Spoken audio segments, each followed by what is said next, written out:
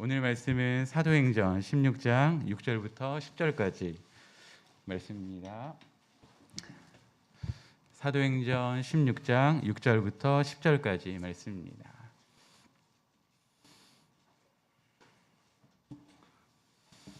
네, 6절부터 10절까지 한 절씩 읽고 마지막 절은 다 함께 읽겠습니다. 네, 사도행전 16장 6절부터 10절까지 말씀. 네, 저부터 읽겠습니다. 성령이 아시아에서 말씀을 전하지 못하게 하시거늘 그들이 부르기아와 갈라디아 땅으로 다녀가 무시아 앞에 이르러 비두니아로 가고자 했으되 예수의 영이 허락하지 아니하시는지라. 무시아를 지나 드로아로 내려갔는데 상이 바울에게 보이니 마게도냐 사람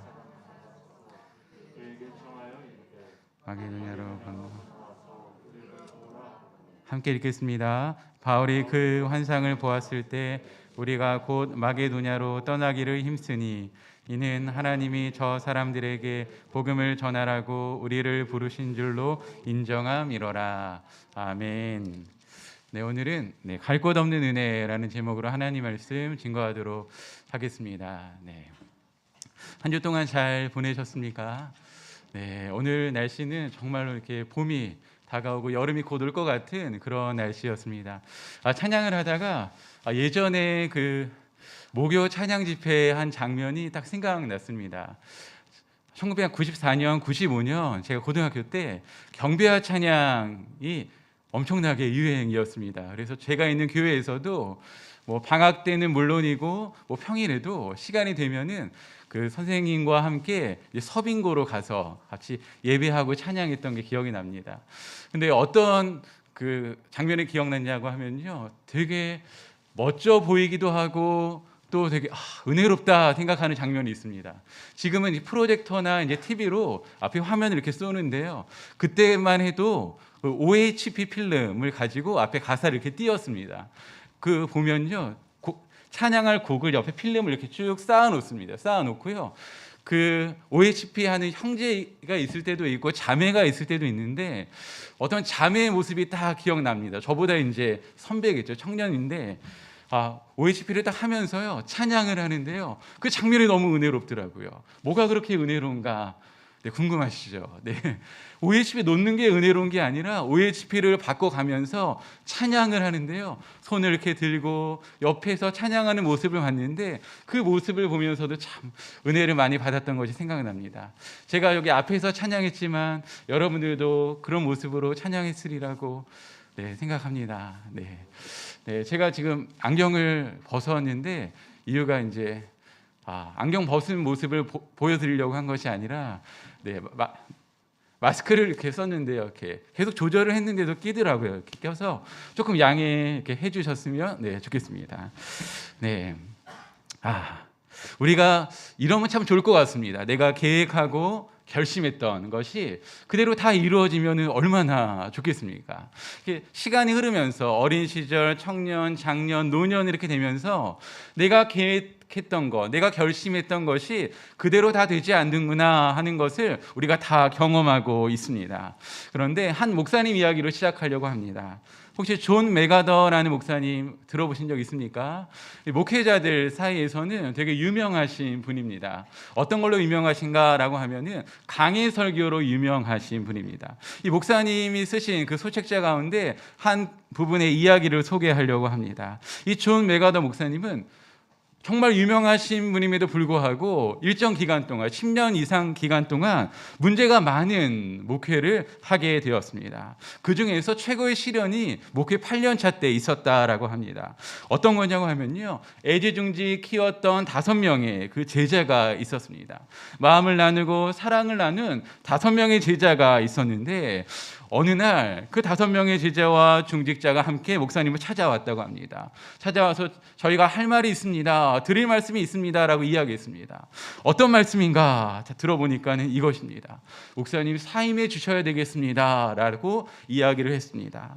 너무나 무리한 요구이기 때문에 그 이야기를 듣고도 그대로 따르지 않았습니다. 그리고 한편으로는 이런 마음이 들었다고 합니다. 그런 이야기를 듣고 내가 이곳에 더 있어서는 안 되겠다, 있을 수 없다 라는 마음을 가지고 떠나려고 했습니다. 그런데 떠날 수가 없었습니다. 왜 떠날 수가 없었는가라고 하면은 갈 곳이 없었기 때문입니다. 오라는 데가 없었기 때문입니다. 그래서 할 수 없이 그 교회에서 계속해서 목회하고 되었다라는 것입니다. 이게 8년째 일어난 일인데요. 2년이 지나서 10년 뒤에는요, 더 엄청난 일이 있었습니다. 갑자기 성도 중에 250명의 성도가 그 교회에서 떠나갔습니다. 떠나간 이유를 이렇게 이야기하고 떠나갔습니다. 목사님의 설교가 너무 지루하고 깁니다 라는 그런 이유를 가지고 250여 명의 성도가 교회를 떠났다는 것입니다. 성도들 속에서 온갖 비난과 비웃음이 그 목사님을 공격했습니다. 마음의 상처와 배신감으로 인해서 정말 교회를 떠나고 싶었습니다. 그러나 이때도 갈 곳이 없었습니다. 갈 곳이 없어 그 교회에 머무르게 되었습니다. 시간이 지나서 그 존 메가더 그 목사님이 이렇게 이야기했습니다. 갈 곳 없는 은혜가 나를 붙들었습니다. 그리고 갈 곳 없는 교인들이 나를 세워주었습니다 라고 그 목사님이 이야기한 내용이 있습니다. 여러분들도 혹시 이럴 때 있지 않습니까? 직장생활 하시면서 혹은 사업을 하시면서 그만두고 싶다, 당장이라도 그만두고 싶다라고 할 때가 있습니다. 그런데 쉽지가 않습니다. 그런 것들을 해결하기 위해서 여러분들은 어떻게 하시나요? TV를 보거나 아니면 저도 직접 해본 적은 없지만 그런 마음을 이렇게 풀기 위해서 TV 보면 이런 거 많이 나오지 않습니까? 이 속 주머니에 뭘 넣어놓습니까? 네, 사직서를 이렇게 넣어놓습니다. 넣어놓고 아니면 책상 서랍에 넣어놓고 언제든지 내가 꺼내서 사표를 내고 떠나겠다라고 하면서 마음의 위안을 이렇게 삼기도 합니다. 근데 요즘은 그 사직서를 이렇게 뭐 안주머니나 서랍에 넣지 않습니다. 젊은 친구들은요, 사직서를 내지 않는다라고 하더라고요. 갑자기 회사를 안 나옵니다. 연락을 딱 해보면은 카톡을 보냅니다. 저 오늘부터 그만 다니겠습니다. 사표 수리해 주십시오. 막 그런 이야기도 있다고 합니다. 우리가 방금 전에 말씀했듯이 존 메가더 목사님, 갈 곳이 없어 그 교회에서 계속 목회를 했습니다. 그 목회를 하면서 하나님이 그 목사님을 훈련시키셨고 하나님의 계획대로 하나님의 은혜 가운데 정말로 성경을 더 연구하게 되고 강해 설교의 대가가 되었다라는 그런 이야기입니다. 오늘 말씀을 보면은 바울과 실라가 존 메가더 목사님과 같이 어려운 시기를 보내고 있는 내용이 나와 있습니다. 다른 어려움이 아니라 말씀을 전하려고 하는데, 복음을 전하려고 하는데 전할 수 없는 어려움이었습니다. 무엇 때문에 어려웠을까요? 우리 6절 말씀을 성경을 한번 보시면 이렇게 기록하고 있습니다. 성령이 아시아에서 말씀을 전하지 못하게 하시거늘, 이렇게 기록합니다. 바울과 실라가 말씀을 전하러요, 그 이전에도 있었고 16장 6절에 아시아 지역에 가서, 특별히 에베소 지역에 가서 복음을 전하려고 하는데 말씀을 전하지 못하게 했다라는 것이죠. 그 주체가 누굽니까? 바로 성령이다라는 그런 이야기입니다. 바울은 자신의 계획하고 그리고 가려고 했던 그 아시아 지역에 가지 못하자 7절에 보면은 무시아까지 가게 됩니다. 무시아 앞에 이르러 무시아 국경까지 가서 그곳에는 비두니아로 들어가려고 애를 씁니다. 그런데 이번에도 7절에 보니까 뭐라고 기록하고 있습니까? 가고자 애쓰되 예수의 영이 허락하지 아니하시는지라 라고 기록하고 있습니다. 한 번도 아니고 한 번은 성령, 7절에 예수의 영도 성령입니다. 하나님이 복음을 전하려고 하는데 두 번씩이나 가로 막으셨다라는 것입니다. 이게 바울을 위한 일입니까? 하나님을 위한 일입니까? 하나님을 위한 일이지 않습니까? 하나님을 위한 일이고 선한 일임에도 불구하고 두 번이나 가로막히게 되었다는 것이죠. 우리가 이런 바울의 입장에 있다라고 한다면 이런 생각이 들지 않겠습니까? 도대체 어디에서 전도하라는 겁니까? 라고 생각이 들 것 같습니다. 하나님, 이것은 하나님을 위한 일 아닙니까? 라고 생각할 수 있습니다. 바울이 아시아 지역이나 여러 지역을 가려고 전도하려고 할 때 기도했을까요? 기도하지 않았을까요? 기도했을 것입니다. 그리고 상황을 다 보았을 것입니다. 그곳에 복음이 필요하다라고 보았기에 그곳을 결정해서 가려고 했던 것입니다. 그럼에도 불구하고 하나님은 성령을 통해서 바울에게 가지 말라고 하십니다. 바울은 성령의 말씀을 듣고 그대로 순종합니다. 8절을 한번 보시면 이렇게 기록하고 있습니다. 무시아를 지나 드로아로 내려갔는데 라는 것이죠. 계획한 무시아를 가지 않고요, 통과했습니다. 무시아를 지나서 드로아로 내려간다는 것이죠. 준비한 것을 다 내려놓고 무시아를 지나 드로아로 내려갔다라는 그런 이야기입니다. 우리도 작년부터 코로나로 인해서 이러한 일을 겪고 있지 않나라고 생각이 듭니다. 작년 5월에는 올해와 다르게 확진자 수가 되게 많이 줄었습니다. 한 자리 숫자가 나오기도 이렇게 했습니다. 그래서 다음 세대도 그렇고 청년부도 그렇고 수련회를 계획했습니다. 특별히 우리 청년부는 8월 15일 이후에 1일 수련회를 계획하고 준비하고 있었습니다. 그리고 수련회가 일주일 앞으로 다가왔습니다. 수련회 기간은 짧지만 우리가 할 수 있는 범위 안에서 할 수 있는 것을 기도하면서 준비를 했습니다. 근데 여러분들 기억나십니까? 8월 하면 뭐가 생각나시죠? 8.15 집회 생각나지 않습니까? 8월에 확진자가 늘면서 갑자기 뉴스에서 이런 게 나온 것입니다. 수련회 모임 금지라는 것이 나온 것입니다. 수련회를 일주일 앞두고 수련회를 취소할 수밖에 없었습니다. 이 일로 인해 수련회를 준비한 청년부 임원들 모습이 딱 떠오릅니다. 그때는 잘 이야기하지 않았지만 조금 며칠 지나서 이런 이야기를 하더라고요. 허탈하다. 어떻게 해야 될지 모르겠다. 그런 이야기를 들었습니다. 정말 기운이 빠질 수밖에 없는 일이라고 생각이 듭니다. 근데 바울은 이러한 일을 오늘 말씀에만 봐도 2번 겪었습니다. 모든 것을 준비하고 삶 선교지로 가려고 하는데 성령이 가지 말라고 막는 것입니다. 그러면 바울은요, 궁금한 게 생기지 않을까요? 어떻게 성령이 가지 말라는 것을 알 수 있었을까? 소리를 들었겠습니까? 아니 마음의 깨달음이 있었겠습니까? 여러 가지가 있을 수 있습니다. 9절에 보니까 환상을 이렇게 보기도 했죠. 여러 가지 방법을 통해서 하나님은 하나님의 뜻을 알려주십니다. 어떤 때는 예언을 통해서 알려주시고요. 꿈 같은 이적적인 수단을 통해서 알려주십니다. 또는 공동체가 주어진 계획을 논의하기 위해 모여서 기도할 때도 하나님의 계획을 알려주십니다.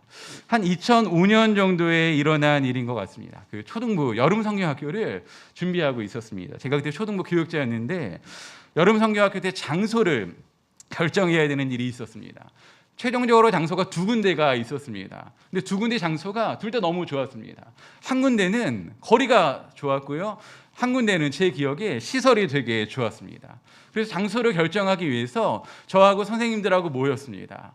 결정을 딱 하려고 하는데 결정할 수가 없었습니다. 왜 그랬을까요? 의견이 너무 팽팽했습니다. 거의 막 5대5의 그런 상황에서 결정할 수가 없었습니다. 그것을 보면서 제가 선생님들에게 이렇게 이야기했습니다. 일주일 동안 기도하신 다음에 다음 주에 모여서 결정하겠습니다. 이렇게 이야기했습니다. 그리고 일주일이 지났습니다. 교사회의로 모였습니다. 어느 장소로 할까요? 라고 이야기를 했습니다. 기대가 되기도 하고 걱정이 되기도 하지 않겠습니까? 그런데 놀라운 일이 일어났습니다. 어떤 일이 일어났을까요? 어떤 일이 일어나야 되겠습니까? 기도했으니까요. 네, 기도했으니까 이런 일이 일어나야 되겠죠. 네, 정말로요. 놀라운 일이 일어났습니다. 그 전주만 해도 어떤 선생님들은 A라는 장소가 좋다, 어떤 선생님은 B가 좋다 막 했는데요. 일주일이 지나서 기도한 후에 결정합시다라고 해서 모였는데 정말로 놀랍게 한 장소로, 북한도 아닌데요, 한 장소로 마음이 모아지는 일이 있었습니다. 놀라운 일입니까? 아니면 당연한 일입니까? 네, 당연한 일이기도 하고 놀라운 일이기도 합니다. 하나님은 한 분이시기 때문에 하나님께 기도하는 사람은 하나님의 뜻을 알 수 있습니다. 아마 하나님이 거기 모인 선생님들에게 하나님의 뜻을 깨닫게 해주셨던 것 같습니다. 그래서 의견이 갈라지지 않고 마음을 모아 그 성경학교를 진행했던 것이 생각이 되어집니다. 그러나 우리는 이런 상황을 늘 맞이하지 않는 것 같습니다. 한 분 하나님께 기도합니다. 한 분 하나님을 믿고 있고 한 분 하나님을 섬기고 있습니다. 그러나 어떤 일을 놓고 의견이 갈리기도 하고 그것으로 인해서 갈등의 상황이 있기도 하고 큰 문제가 되기도 합니다. 그럴 때 우리는 어떻게 해야 되겠습니까?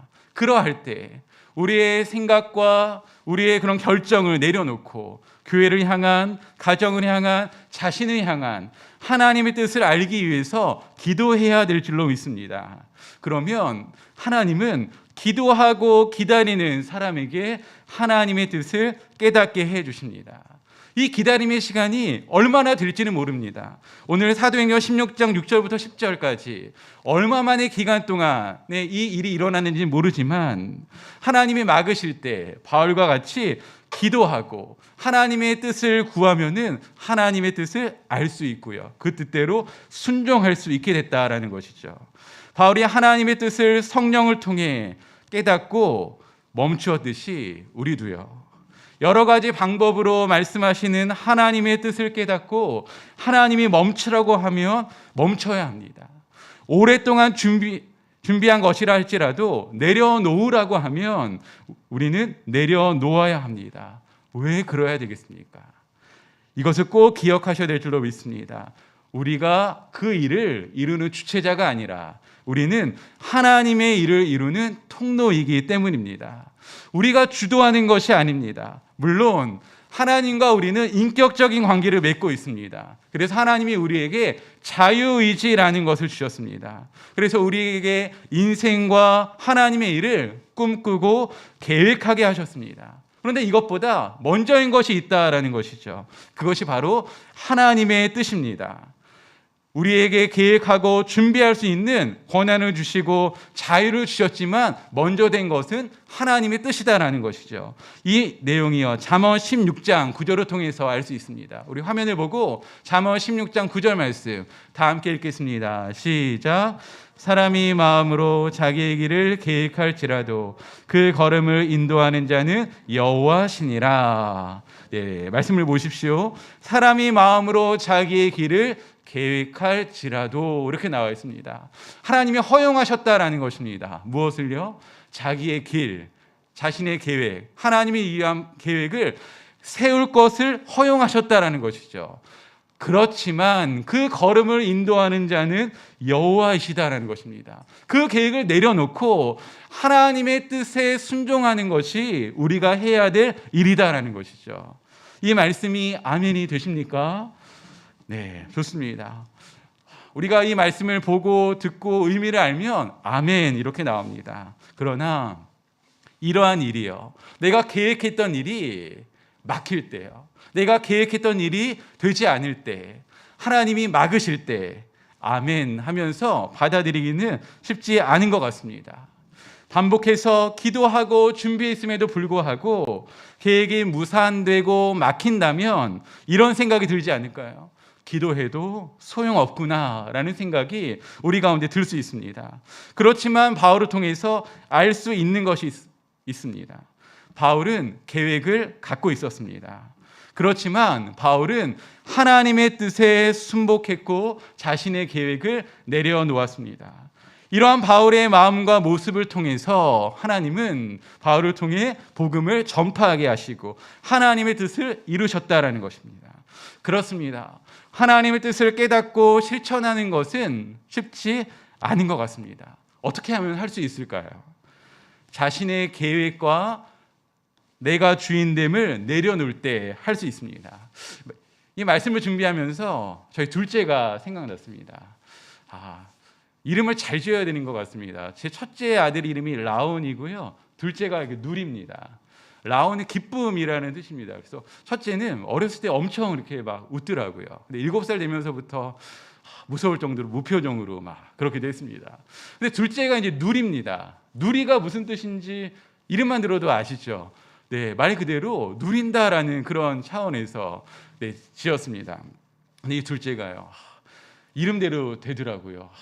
주위에 아랑곳하지 않고 어떤 상황에서도 자기가 하고 싶은 것을 이렇게 누리는 그런 둘째 아이입니다. 제가 이제 전에 사역할 때 한 3년 정도 됐던 것 같습니다. 3년 전에 사역하던 교회에서 이 누리가 어떤 형하고 이렇게 지내다가 무슨 내용인지 생각이 안 나는데 그 형이 저희 둘째한테 잘못을 했습니다. 누리가 화가 났습니다. 제가 그 장면을 봤어요. 그래서 그 형한테 저희 둘째한테 미안하다고 해라 라고 이렇게 했어요. 근데 저희 둘째가 가만히 있더라고요. 근데 제가 또 가만히 있을 수가 없잖아요. 형이 미안하다고 하니까는 너는 괜찮아 라고 용서해야지 라고 딱 이야기를 했습니다. 그런데 충격적인 이야기를 하더라고요. 지금도 기억이 납니다. 갑자기 막 소리를 높이더니요, 용서하기 싫어 그러는 거예요. 네, 용서하기 싫어. 아이라고 할지라도 미안해 라고 하면은 괜찮아, 용서해 줄게 알고 있지 않겠습니까? 그런데 마음 가운데 그 형의 용서를 받을 만한 준비가 안 된 것 같습니다. 그걸 딱 보면서 오늘 말씀이 딱 떠올랐습니다. 우리도 알고 있지 않습니까? 내 계획보다 하나님의 계획이 더 좋고 하나님의 계획대로 순종하는 것이 올바른 것이다라는 것을 알고 있습니다. 그러나 우리가 왜 되지 않습니까? 왜 되지 않는다라고 생각을 하십니까? 이것인 것 같습니다. 우리가 그렇게 생각하고 있고 하나님 계획이 더 우선시되고 더 좋은 길이라고 우리가 알고 있지만 우리가 우리 자신의 계획을 내려놓지 않기 때문에 하나님의 뜻에 순복할 수가 없는 것 같습니다. 길이 막히고 계획이 무산될 때 우리가 해야 될 것이 있습니다. 바울과 같이 하나님의 뜻을 정직하게 구하는 기도를 드려야 됩니다. 하나님의 뜻이 무엇입니까? 라고 이렇게 기도하셔야 됩니다. 사무엘과 같이 주여 말씀하시옵소서, 주의 종이 듣겠나이다 라는 기도를 드려야 됩니다. 우리가 지난주 금양로 기도회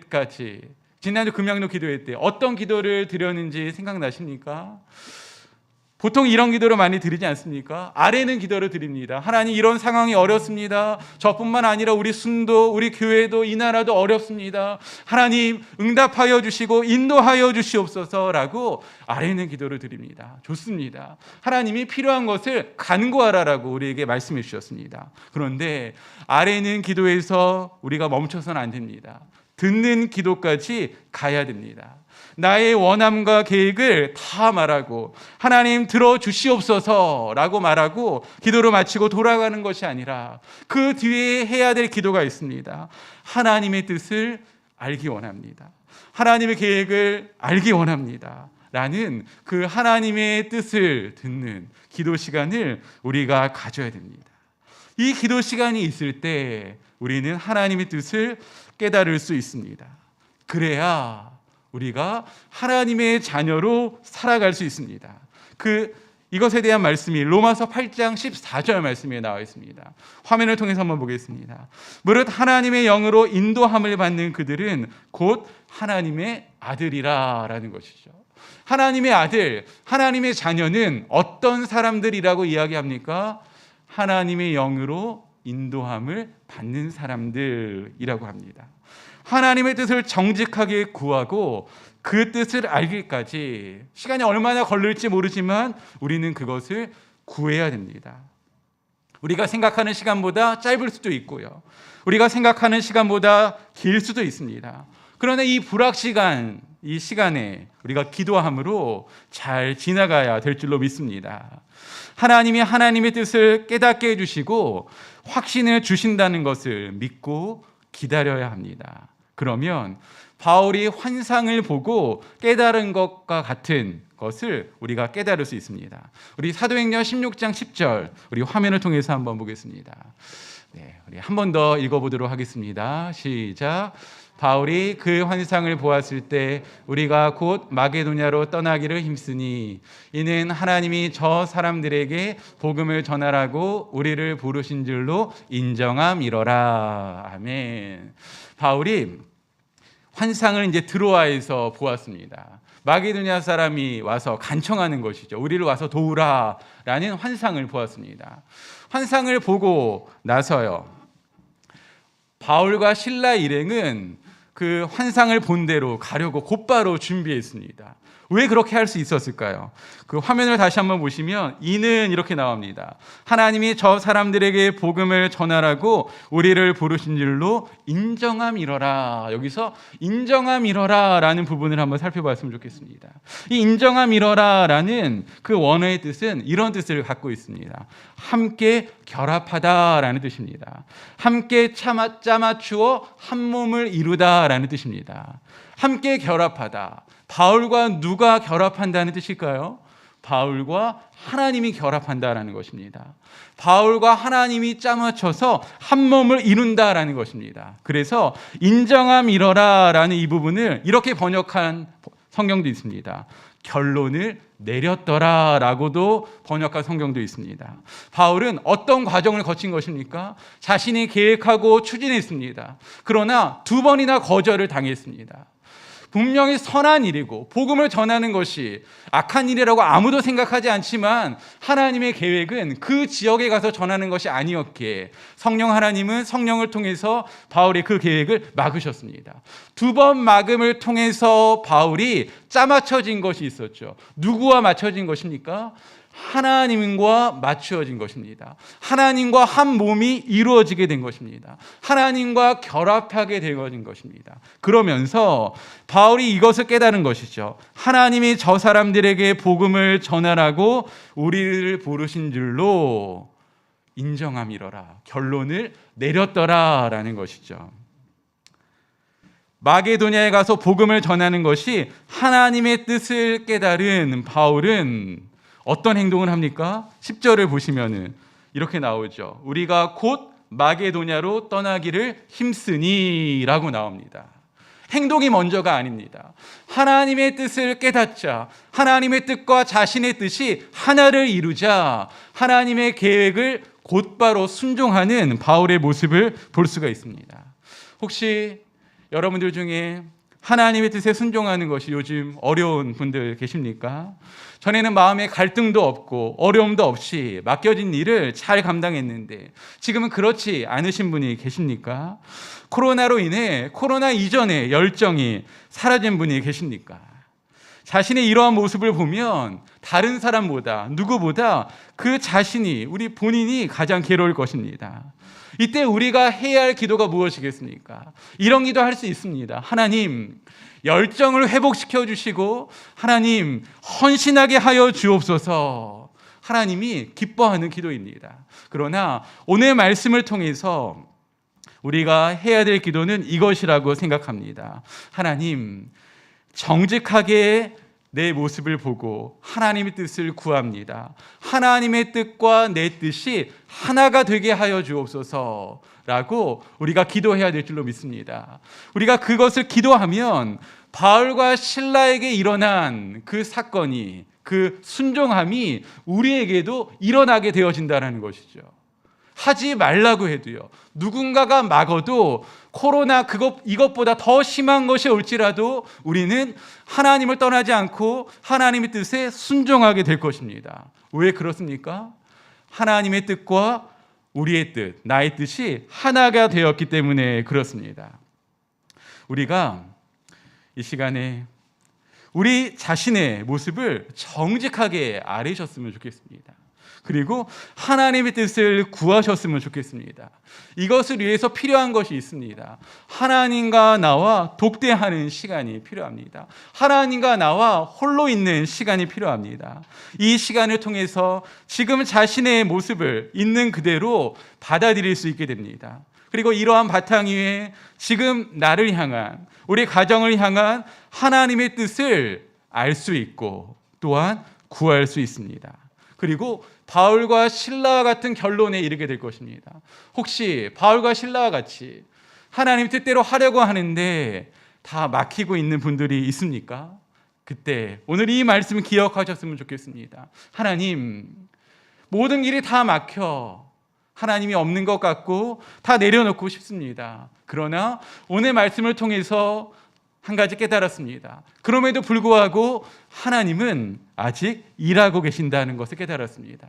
이 말씀을 기억하면서 기도하셨으면 좋겠습니다. 그리고 무엇보다 나의 뜻이 아니라 내가 열심히 기도하고 잘 준비했다라고 할지라도 하나님이 허락하지 않으신다면, 하나님의 때가 아니라면 그것을 내려놓을 수 있는 믿음과 결단이 우리에게 있기를 축복합니다.